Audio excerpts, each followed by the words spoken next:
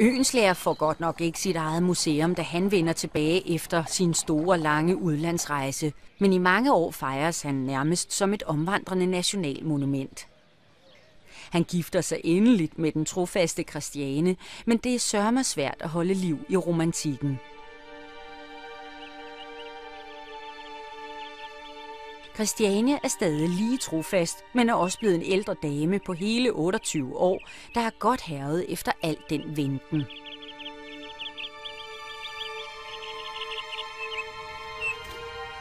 Som så mange andre kvinder på den her tid lider hun af jævnlige krampeanfald. Alle de undertrykte følelser, lidenskaber og frustrationer kommer simpelthen ud i hysteri.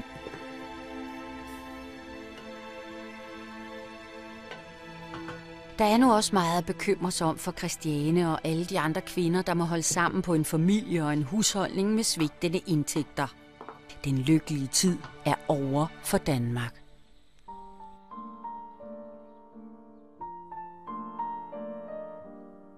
Efter 2 krigshandlinger er landet rystet i sin grundvold, og økonomien hænger i laser.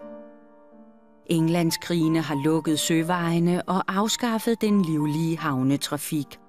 Staten kan ikke indfri sin gæld, og der er galopperende inflation.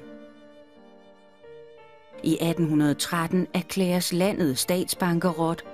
Forud venter 15 års armod. Nedturen rammer også Adam Oehlenschläger, i hvert fald sådan rent kunstnerisk. Han nyder sit nye familieliv og sin kones opvarten og gode mad. Herude i Bakkehuset der er også en helt mindestue for Adam Oehlenschläger, og der kan man se blandt andet hans stok og hans gamle slåbrok.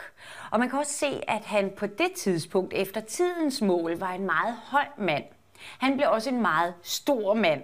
Hans mave den voksede i takt med, at mageligheden den indfandt sig.